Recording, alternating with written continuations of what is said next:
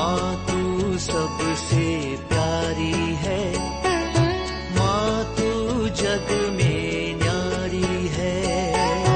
माँ तू सबसे प्यारी है, माँ तू जग में न्यारी है। संत मत्ती रचित सुसमाचार अध्याय 22 मैथ्यू चैप्टर 22। एक छोटा सा भाग पढ़ेंगे। मत्ती के सुसमाचार अध्याय 22 का वाक्य 8 से 10 तक के वचनों को पढ़ेंगे। यदि आप में से कोई पढ़ सकता है तो पढ़ लीजिए। तब राजा ने अपने सेवकों से कहा, विवाह भोज की तैयारी तो हो चुकी है, किंतु अतिथि इसके योग्य नहीं ठहरे। इसीलिए चौराहों पर जाओ और जितने भी लोग मिल जाएं, सबको विवाह भोज में बुला लाओ। सेवक सड़कों पर गए और भले बुरे जो भी मिले सबको बटोर कर ले आए, और विवाह मंडप अतिथियों से भर गया। राजा अतिथियों को देखने आया तो वहां उसकी दृष्टि एक ऐसे मनुष्य पर पड़ी जो विवाह महोत्सव के वस्त्र नहीं पहने हुए था। उसने उससे कहा, भाई, विवाह महोत्सव के वस्त्र पहने बिना तुम यहाँ कैसे आ गए? वह मनुष्य चुप रहा। तब राजा ने अपने सेवकों से कहा, इसके हाथ पैर बांधकर इसे बाहर अंधकार में फेंक दो। वहाँ वे लोग रोएंगे और दांत पीसते रहेंगे, क्योंकि बुलाए हुए तो बहुत हैं, लेकिन चुने हुए थोड़े हैं। हम लोग इस बात पर थोड़ा सा मनन चिंतन करेंगे। एक विवाह भोज, एक राजा अपने बेटे के विवाह के लिए अनेकों अतिथियों को निमंत्रण पत्र एडवांस में दे चुका है। राजा का विवाह में उन्हें बुलाया, लेकिन यहाँ पर हम लोग देखते हैं जब उस भोज देने का समय आया, कोई अतिथि नहीं आए। भोजन का सब तैयारियां हैं, लेकिन उसको ग्रहण करने के लिए अतिथि नहीं। तब राजा अपने सेवकों को भेजते हैं, जाकर के देखो लोग क्यों नहीं आए, हमने जिनको निमंत्रण दिया क्यों नहीं आए। देखा तो कोई अपना खेतीबाड़ी कर रहा है। बोला अभी समय नहीं है, थोड़ा खेतीबाड़ी का समय, कटनी के समय या बोने का समय। कोई व्यापार कर रहा है, बिजनेस कर रहा है, कोई नौकरी कर रहा है। किसी के घर में अतिथि आया है, किसी के घर में बीमार है, कोई बच्चे की चिंता में, कोई बड़े की चिंता में, कोई अतिथि की चिंता में, किसी की चिंता। राजा उसके विवाह भोज में नहीं था। तब राजा ने क्या किया, सेवकों को बुला करके कहते हैं, विवाह भोज तो तैयार है, खाना तो अभी तैयार हो गया, उसको फेंक नहीं सकते, उसको किसी न किसी को खिलाना है। जिन्हें हमने बुलाया वो अपने आप में अयोग्य ठहराए। हमने तो निमंत्रण दिया था, लेकिन वे लोग अपने को अयोग्य ठहराए। इसलिए कहते हैं, जाकर के चरवाहों में जाओ, वहां जो भी लूले लंगड़े जो भी मिल रहा है सबको लेकर के आ जाओ। इस प्रकार मेरे अतिथि गृह को तुम लोग क्या करना है, भर दो। वही हुआ। और इसके बाद आगे एक और वचन हम लोग सोचेंगे क्या है। उनमें से एक, जहां से चौराहे से यहाँ वहां से सड़क से लोगों को लेकर के आया, उनमें से एक व्यक्ति विवाह वस्त्र के साथ नहीं ला करके लिखा हुआ है, इसलिए उन्हें वहां से उठा करके बाहर कर दिया। हम लोग सोचेंगे ये तो गलत किया, वो तो शादी के लिए तैयार होकर के नहीं था। हमें यहूदियों के इन रीति रिवाजों को भी थोड़ा समझने की जरूरत है। क्यों कहा होगा, विवाह के लिए आने वाले सभी लोगों को राजा विवाह वस्त्र देता है। उस वस्त्र को पहन करके मंडप में घुसना है। तो इस प्रकार विवाह वस्त्र देने के बावजूद कोई व्यक्ति उस वस्त्र ना पहन करके बैठा हुआ दिखा, इसका मतलब है उस विवाह में प्रवेश करने के लिए राजा के द्वारा देने वाला वस्त्र को पहनना भी जरूरी है, चाहे आपको कहीं से भी पकड़ कर के आए। यहां पर हम लोग दो प्रकार से इसको सीखना है। सबसे पहले जो निमंत्रण जिसको मिला था, अनेकों लोग बपतिस्मा के द्वारा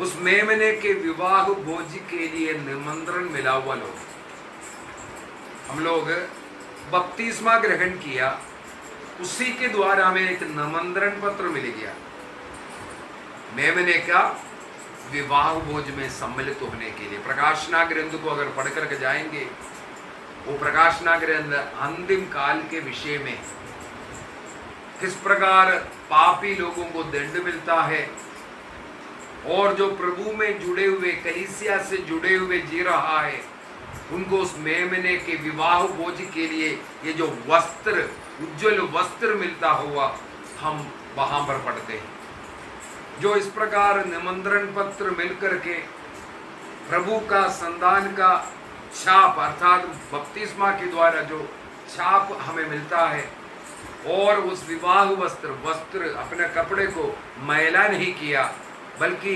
मेमने के रक्त में धो करके शुद्ध हो करके 7 संस्कार है। ये 7 संस्कारों के द्वारा हम अपने को इस संसार में रहते वक्त उस वस्त्र को उज्जवल बनाते हैं। 7 संस्कार सब लोग जानते होंगे, है कि नहीं? संस्कार लेकिन किससे कहते हैं? संस्कार कहते हैं। साक्रमेंट क्या मतलब है? बाइबल के अंदर ऐसा कोई शब्द पढ़ने के लिए नहीं मिलता। इसका क्या मतलब है? कहां से आए ये शब्द? बाइबल में नहीं है वो शब्द, लेकिन कैथोलिक लोग बोलते हैं 7 संस्कार है, 7 संस्कार है। अभी मैंने भी बोला, इन संस्कारों को समय समय पर ग्रहण करते हुए उस मेमने के विवाह भोज के लिए अपने कपड़े को उज्जवल बना करके तैयार रहना है। उन्हीं लोगों को स्वर्ग में प्रवेश मिलेगा। प्रकाशना ग्रंथ हमें सिखाते हैं। कलीसिया से जुड़े रहने वालों को ही प्रकाशना ग्रंथ के अनुसार अंतिम समय पर उस विवाह भोज में अर्थात स्वर्ग राज्य में प्रवेश करने का मौका मिलता है। तो ये संस्कार किससे कहते हैं? संस्कार का मतलब क्या है? बच्चे लोग कोई अभी यहाँ बोलने लायक बच्चे नहीं है, बड़े लोग बोलते हैं। संस्कार से आप क्या समझते हैं? कोई बात नहीं, मैं इसलिए आया है आप लोगों को ये सब बता करके देने के लिए। संस्कार सीधी भाषा में हम लोगों को सिखाते हैं, वो एक बाहरी चिन्ह है। क्या है? बाहरी चिन्ह है, जिसका कुछ आंतरिक कृपा हम प्राप्त करते हैं। बाहरी रूप से कुछ चिन्ह दिखता है, लेकिन आंतरिक रूप से हमें क्या मिलता है? कुछ ईश्वरीय कृपा मिलता है। तो इन संस्कारों को जब ग्रहण करता है तो हमें आंतरिक रूप से कुछ कृपा आशीष मिल रहा है, जिसके द्वारा हम स्वर्ग राज्य के योग्य बनते हैं। ईसा मसीह संसार में हम लोगों को स्वर्ग राज्य देने के लिए जो कार्य किया, उन कार्य का नाम ही है संस्कार। ये कलीसिया ने दिया हुआ नाम है संस्कार बोलकर। बात समझ में आ गया? क्या है संस्कार? ये कुछ बाहरी चिन्ह है, जिसका कुछ आंतरिक कृपा आशीष मिल रहा है, आत्मिक की कृपा मिल रहा है। वो हमें दिखाई नहीं पड़ता, लेकिन बाहरी कुछ कार्य दिखाई देता है। उदाहरण के लिए, ये ग्रोटो का आशीष के पहले हमारे बहन जी जाकर के स्विच ऑन किया, लाइट को जला दिया, है कि नहीं? जब स्विच को ऑन किया, वहां पर लाइट जल गया। हम लोगों ने एक बाहरी चिन्ह देखा। क्या चिन्ह देखा था? जाकर के स्विच को ऑन करता हो, तब लाइट कैसे जला? स्विच ऑन करने के कारण करंट जो हम देख नहीं सकता, वो बल्बों में जाकर के उसको जला दिया। तो बाहरी चिन्ह क्या था? स्विच को डाला। आंतरिक की कृपा क्या? करंट पहुंचा। एक 12 साल से रक्तस्राव से पीड़ित महिला वैद्यों के पास गए, हॉस्पिटल गए, इलाज किया, लाखों रुपया खर्च किया, लेकिन बाइबल में लिखा हुआ है, मार्कुस का सुसमाचार अध्याय 5:25 से आगे हम लोग पढ़ सकते हैं, लेकिन उन्हें कुछ चंगाई नहीं मिला, बल्कि उल्टा बीमारी बढ़ता गया। तब उन्हें ईसा मसीह के विषय में पता चला। उस स्त्री ने क्या किया? जाकर के ईसा मसीह के कपड़े को छू लिया। हम लोगों को बाहरी चीज क्या दिखाई दिया? एक स्त्री जाकर के ईसा मसीह को स्पर्श करता हुआ, उसी क्षण ईसा मसीह से एक शक्ति निकली जो जाकर के उस स्त्री का रक्तस्राव को सूखा दिया था। एक चंगाई वहां हुआ। स्त्री ने बाहरी रूप से क्या किया? स्पर्श किया। आंतरिक रूप से एक शक्ति आकर के उसे चंगाई दिया। इसी को हम लोग संस्कार बोलते हैं। बात समझ में आ गया? आप लोगों को समझाने के लिए एक चंगाई का संस्कार। चंगाई का कितना संस्कार है? 7 संस्कार में 2 संस्कार को हम चंगाई का संस्कार बोलते हैं। कौन सा संस्कार को चंगाई का संस्कार बोलते हैं? एक रोगी विलेपन संस्कार है, उसको चंगाई का संस्कार बोलते हैं। दूसरा कौन सा संस्कार के द्वारा चंगाई मिलता है? बाइबल में हम लोग देखते हैं, अर्धांग रोगी को ईसा मसीह ने चंगाई दिया। कैसे चंगाई दिया? बाहरी चिन्ह क्या था? ईसा मसीह ने उससे कहा, बेटा तुम्हारा पाप क्षमा हो गया। एक बाहरी रूप से हमने देखा ईसा मसीह ने उसे कुछ बोलता हुआ, पाप क्षमा करता हुआ। उस समय पर उसके आंतरिक की कृपा क्या मिला उसको? उसके हाथ पैरों में बल आया, उठ करके खड़े हो गए। बात समझ में आ गया? उसको बोलते हैं पाप क्षमा का संस्कार, पाप स्वीकार संस्कार, मेल मिलाप संस्कार जो हम लोग बोलते हैं। तो इसी प्रकार ईसा मसीह संसार में किया हुआ 7 जो कार्य है उसको हम लोग संस्कार बोलते हैं।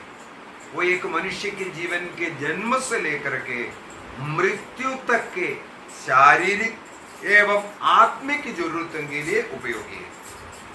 इसका मतलब ये जो 7 संस्कार है केवल हमारा आत्मिक कार्यों के लिए नहीं, बल्कि शारीरिक जरूरतों के भी। जैसे चंगाई का संस्कार किसके लिए होता है? शारीरिक जरूरतों का पूर्ति होता है सबसे पहले, है कि नहीं? तो उसमें एक आत्मिक की कृपा आकर के हमें शारीरिक चंगाई प्रदान करता है। तो एक व्यक्ति का जन्म से लेकर के मृत्यु तक का शारीरिक एवं आत्मिक जरूरतों को इन 7 संस्कारों के द्वारा मिलता है। दूसरे एक भाषा में हम बोल सकता है, आज ईसा मसीह कलीसिया में इन संस्कारों में उपस्थित है, या इन संस्कारों के द्वारा ईसा मसीह हमारे बीच में क्रियाशील है, कार्यरत है। बात समझ में आ गया? इसलिए हम लोग कहते हैं ये 7 संस्कार समय समय पर हम लोग ग्रहण करेगा। हम लोग मसीह से जुड़े रहता है, कलीसिया से जुड़े हुए संस्कारों को लेना पड़ता है। इसलिए अंतिम समय पर हम लोगों को मेमने के विवाह भोज में सम्मिलित होने की कृपा मिलेगा। मेमने का दुल्हन कौन है? विवाह में मेमने का विवाह, उसके लिए दुल्हन की जरूरत है ना। वो दुल्हन कहां से आएगा? मेमना कौन है? ईसा मसीह। बाइबल के अंदर मेमना मेमना जो बोल रहा है किसके विषय में है? क्यों मेमना बोलता है? क्योंकि वह हमारे पापों के लिए प्रायश्चित के रूप में मर गया है, वध किया या बलि अर्पित किया।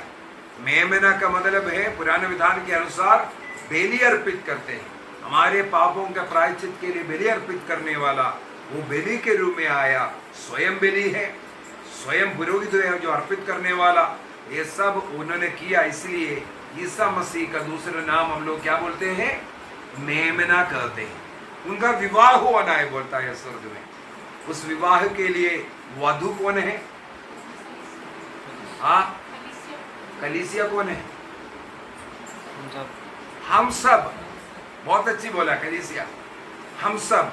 प्रकाशना ग्रंथ के अंदर साफ साफ बताता है, जो मेमने के विवाह भोज में बुलाए वो भी हम हैं, और जो उनका वधु जो श्रृंगार कर करके उज्जवल वस्त्र पहन करके तैयार है, वो भी जो कलीसिया से जुड़े हुए लोग हैं।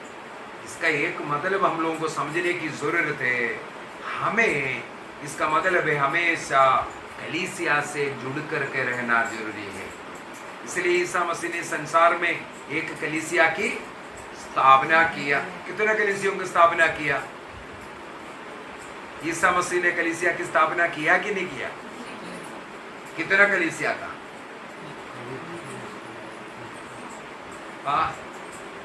ईसा मसीह ने कलीसिया कितना कलीसिया स्थापना किया?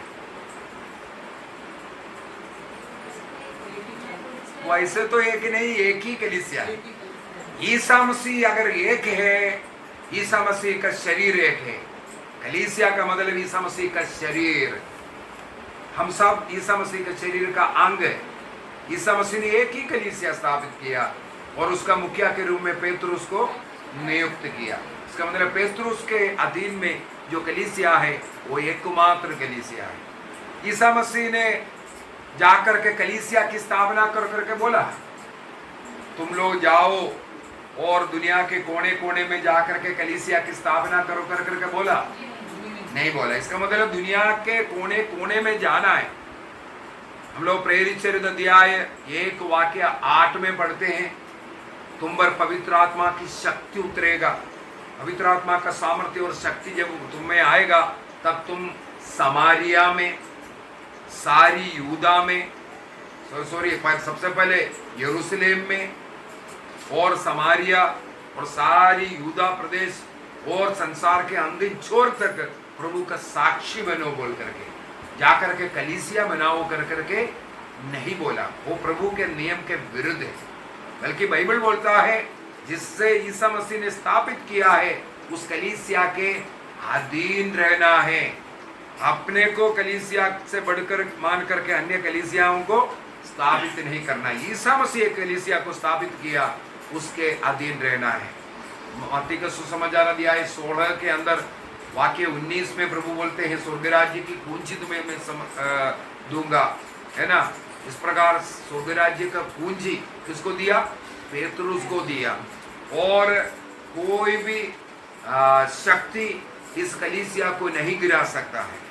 और अधिकार देकर के ईसा मसीह ने स्थापित किया है, वो एक कलीसिया है। हम लोग, मैंने इब्रानियों का पत्र दिया है 13 वाक्य 17 को पढ़ना चाहूंगा। इब्रानी 13:17 वहां पर लिखा हुआ है, आपके नेताओं को, नेता का मतलब है कलीसिया का अगुवे लोग, बिशप, फादर लोग, इन लोगों को दिन रात आपकी आध्यात्मिक भलाई की चिंता रहती है। आप लोग समझ रहे हैं? आपके बिशप को, आपके पुरोहितों को, आपके आध्यात्मिक बातों के भलाई की दिन रात चिंता है। यदि केरल देश से मुझे यहाँ के बिशप स्वामी ने बुलाया है और चर्च में मैं जाते जा रहा हूँ, इसके पीछे के क्या कारण है?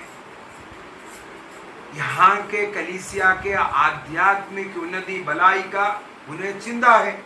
उनको जाकर के सिखाओ, इस कार्य के लिए मुझे भेजा गया है। देखो कितना चिंता है। और फादर दिन रात इसके लिए कोशिश कर रहे हैं। पता नहीं कितने दिनों से इसके लिए पूरा आयोजित किया, जो यूनिट वाइज ऐसा क्लास रख रहा है, लोगों को इकट्ठा कर रहा है।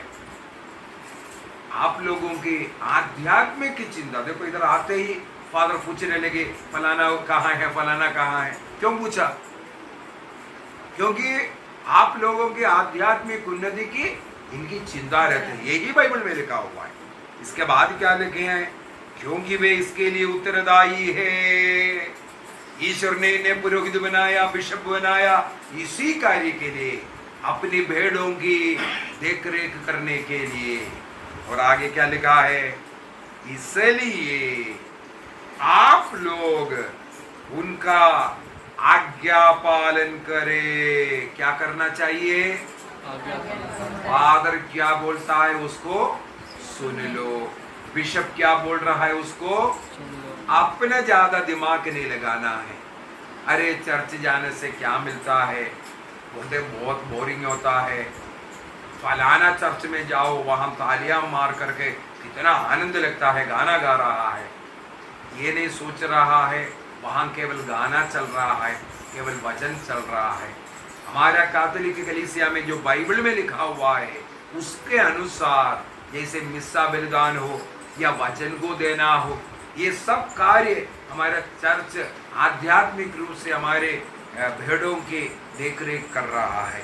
इसलिए यहाँ पर साफ साफ लिखा हुआ है, आप लोगों को उनका आज्ञा पालन करना जरूरी है और उनके अधीन रहो। यहाँ पर कई लोगों को मुश्किल पड़ता है। कई लोग सोचते हैं हम भी आज प्रवचन देने के लिए योग्य है, हम भी आज एक कलीसिया बनाने के लिए योग्य है। मेरे भी पीछे 50 लोग आ गया है, अभी क्या करता है, एक अलग कलीसिया बनाता है। क्या बाइबल में कहीं लिखा है अलग कलीसिया बनाओ, अलग गुट बनाओ?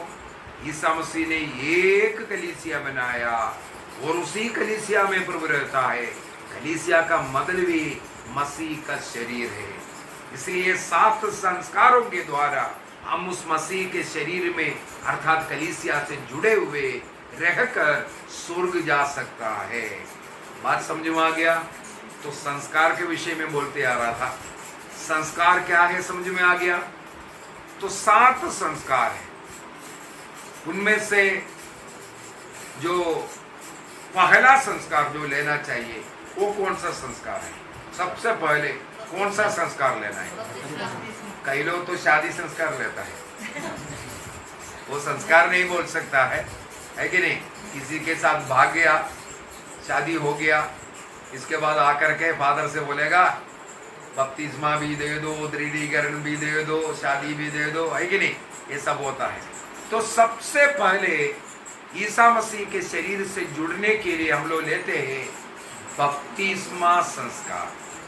बपतिस्मा संस्कार क्यों करते हैं? उस संस्कार में पुरोहित द्वारा मैं नहीं डाल सकता, ईश्वर द्वारा जो अधिकार मिला हुआ व्यक्ति ही केवल उसको करना है। ईसा मसीह ने अपने प्रेरितों को बोला तुम जाकर के पिता पुत्र पवित्र आत्मा के नाम पर बपतिस्मा देने के लिए कहा, यीशु के नाम पर नहीं। कई ऐसे पाषंडी कलीसिया हैं जो अपने नाम से, राजन के नाम से एक कलीसिया बनाया है ना, कुछ 50 लोग उनसे जुड़ा हुआ है।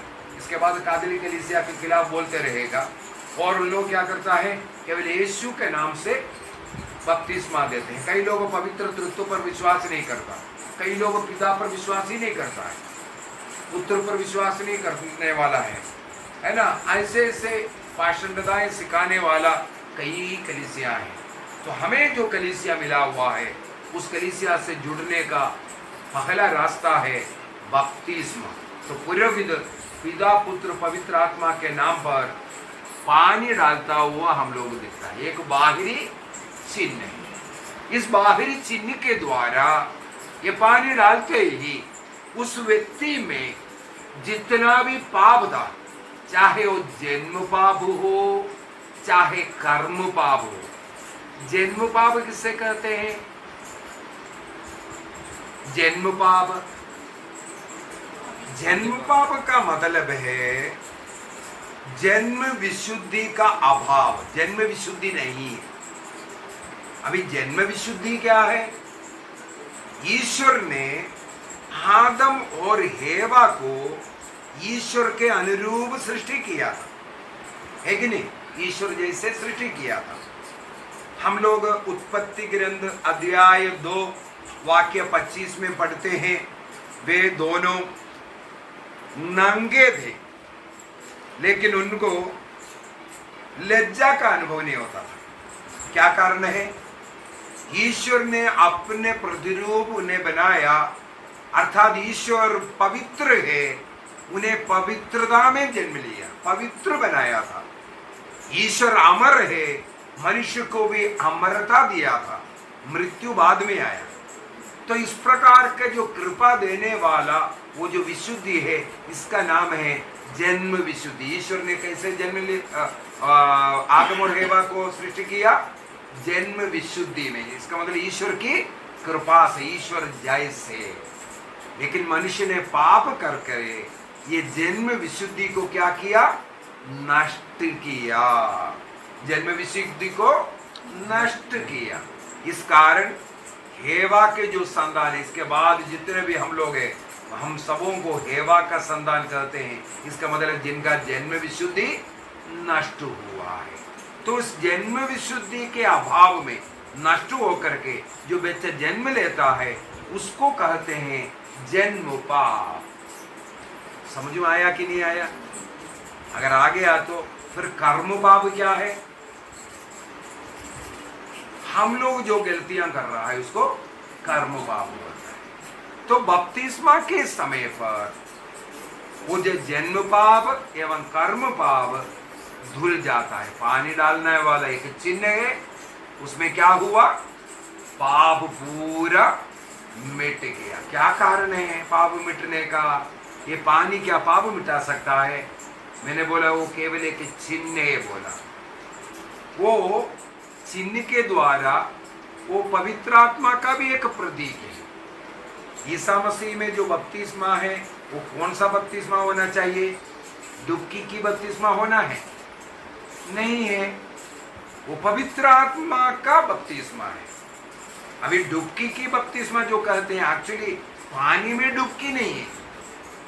रोमियो का पत्र अध्याय 6 वाक्य 3 से पढ़ेंगे, वहां पर लिखा हुआ है ईसा मसीह में जो लोग बपतिस्मा ग्रहण करता है, ईसा मसीह का मृत्यु का बपतिस्मा है। इसका मतलब है हम लोग जो बपतिस्मा ग्रहण करता है वो मृत्यु का बपतिस्मा, ईसा मसीह में मृत्यु का बपतिस्मा। ये मृत्यु का बपतिस्मा का मतलब ये हो गया, मेरा जितना भी पाप है उस पाप के लिए मैं मर गया, ईसा मसीह के साथ मर गया और ईसा मसीह जी उठा, है ना। एक पानी से पानी में डूबना और पानी से बाहर आना। डूबने का मतलब है पाप को दबा दिया, मर गया मैं। ऊपर उठने का मतलब है ईसा मसीह के साथ में जी उठा। ये एक चिन्ह मात्र है। इसका मतलब है पानी डालना, वो पानी डाल करके ये बता रहे तुम पाप के लिए क्या हो गया? मर गया है। इसके बाद वो पाप पूरा धुल जाता है। इसके बाद बपतिस्मा में हमें मालूम है एक नया कपड़ा देता है ना, एक ज्योति जला करके देता है, ईसा मसीह को ग्रहण करो बोल करके। इसका मतलब एक नया व्यक्ति बन करके, एक नया सृष्टि बन करके, न्यू बॉर्न, है ना, बोर्न अगेन। कई लोग प्रोटेस्टेंट लोग बोलते हैं हम लोग बोर्न अगेन है बोलते हैं, दोबारा जन्म लिया।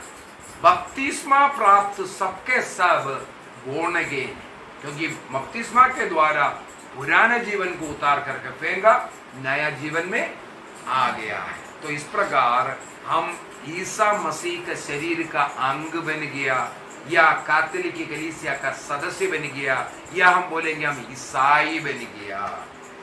अभी ईसाई बनने का क्या मतलब है? ईसाई किसको कहना चाहिए? बपतिस्मा ले लिया हम ईसाई बन गया है, बिल्कुल सही है। तब इसके बाद उनका जीवन कैसे होना चाहिए? आपके पास रोमियो का पत्र उठा लीजिए, थोड़ा बाइबल है, रोमियो का पत्र को उठाइए, अध्याय 8 को उठाना, अध्याय 8, रोमियो का पत्र को बोलिए, अध्याय 8 वाक्य 9 को पढ़ते हैं। वाक्य 9, रोमियो का पत्र अध्याय 8 वाक्य 9, पेज नंबर 240। यदि ईश्वर का आत्मा सचमुच में आप लोगों में निवास करता है। हाँ, बपतिस्मा के द्वारा, बपतिस्मा पवित्र आत्मा का बपतिस्मा लिया, पाप को त्यागा, पानी पवित्र आत्मा का चिन्ह है। यदि सचमुच में आप पवित्र आत्मा को बपतिस्मा में ग्रहण किया है तो आप शरीर की वासनाओं से नहीं बल्कि आत्मा से संचालित अभी आप आत्मा से संचालित होना चाहिए, शरीर की इच्छा के अनुसार नहीं, क्योंकि ईश्वर की आत्मा आप में आ गया है। इसके बाद अगला क्या बोलता है? जिस मनुष्य में मसीह का आत्मा निवास नहीं करता, जिस मनुष्य में मसीह का आत्मा निवास नहीं करता, वह मसीह का नहीं। क्या मतलब है? जिस मनुष्य में मसीह का आत्मा नहीं है, वो मसीह का नहीं है बोलता है। मसीह का आत्मा का मतलब क्या है? एक और वचन दे देता हूं हम लोगों को। ये गलातियों का पत्र अध्याय 3:27, गलातियों का पत्र 3:27, पेज नंबर 291। क्योंकि जितने लोगों ने मसीह का बपतिस्मा ग्रहण किया, उन्होंने मसीह को धारण किया। उन्होंने ईसा मसीह को धारण किया। देखो यहाँ पर ईसा मसीह को धारण किया। रोमियो का पत्र में बोलता है हम लोग बपतिस्मा के द्वारा ईसा मसीह के आत्मा को लिया। इसका मतलब हमारे अंदर जिस व्यक्ति में मसीह की आत्मा नहीं है या मसीह को धारण नहीं किया है, वे मसीह नहीं है, ईसाई नहीं है। अभी धारण करने का मतलब क्या है? मैं पहले फौज में था, फौजी कपड़ा पहन करके यदि बैठे होते, मेरे को बोलने की जरूरत ही नहीं। मेरे कपड़े को देख करके आप बोलेगे ये तो एक फौजी है ना। पहले मैं पैराशूटिंग करता था, लाल लाल कैप लगाता था। आपको देख करके मेरा बाज सब देख करके जो पैराशूटिंग का ये सब देख रहे, हाँ ये तो पैराशूटिंग किया हुआ है। उसके बाद मैं कमांडो बना था, मेरे इधर कमांडो लिखेगा और कमांडो के एक बार होता है, उसको देख करके आप बोलेगा ये तो कमांडो भी है। मतलब मेरा वस्त्र धारण देख कर आप समझता है कि मैं एक फौजी हूं। समझ में आ गया? अब मेरे ये वस्त्र धारण देख करके कई लोग पूछते हैं क्या फादर है क्या?